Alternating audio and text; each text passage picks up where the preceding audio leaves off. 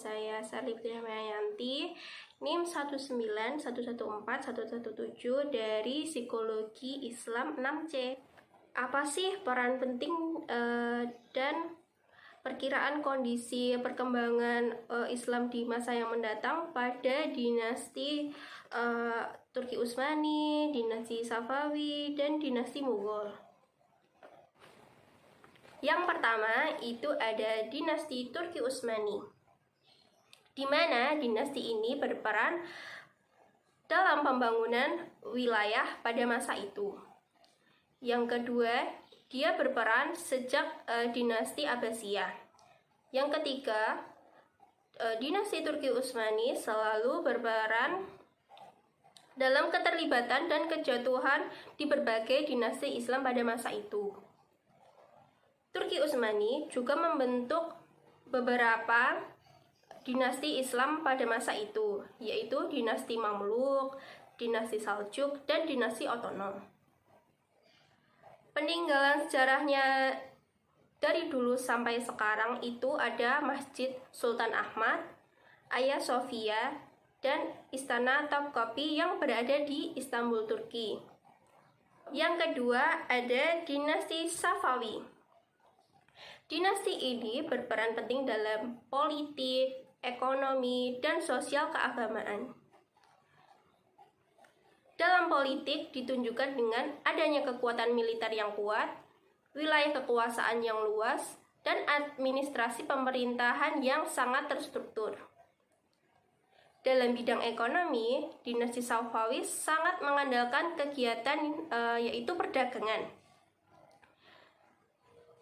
Dengan adanya perdagangan tersebut, Persia menjadi ramai dikunjungi oleh berbagai pedagang internasional yang saat itu juga didukung oleh adanya kantor besar duta asing untuk menjaga keamanan masing-masing negara dalam menjalin hubungan mitra perdagangan negara tersebut. Yang kedua juga didirikannya pasar yang berada di Isfahan, yaitu berada di tengah kota untuk masyarakat setempat berdagang. Yang ketiga itu ada sosial keagamaan. Dalam dinasti Safawi menerapkan sistem sosial keagamaan yang sangat baik, yang ditunjukkan dengan adanya pembangunan gereja Feng sebagai wujud penghormatan bagi masyarakat setempat yang memiliki agama yang berbeda. Juga dibebaskannya atau diperbolehkannya bangsa Armenia tinggal di kota Irfan. Bangsa tersebut merupakan bangsa asli. Yang ketiga itu ada dinasti Mongol.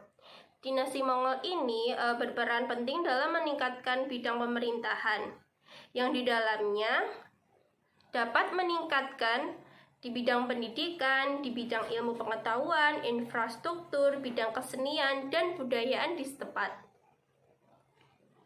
Dinasti Mongol juga telah memberikan andil yang cukup untuk masyarakat setempat seperti perkembangan sosial, perkembangan agama, perkembangan politik, dan dari segi budaya lainnya. Pada masyarakat Mongol itu ada berbagai macam agama yang menjadikan kerajaan Mongol itu bercorak Islam, namun berada di tengah-tengah masyarakat India yang notabene mayoritas itu beragama Hindu. Di sini saya akan sedikit menceritakan tentang histori pada masa dahulu dan juga masa sekarang yang berada di desa Salakatan yang bernotabene dipengaruhi oleh agama Hindu-Buddha. Di desa Salakatan sendiri itu terdapat banyak punden yang dikeramatkan.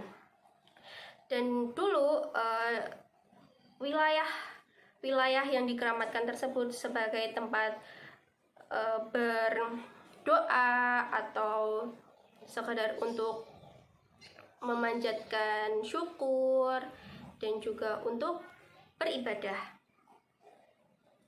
Di Desa Selokaton sendiri setiap tahunnya juga mengadakan acara, yaitu sedekah bumi atau kita untuk mensyukuri panen pada satu tahun itu, dan juga wayangan. Di Desa Selokaton sendiri itu sangat amat pekat dengan tradisi Jawa.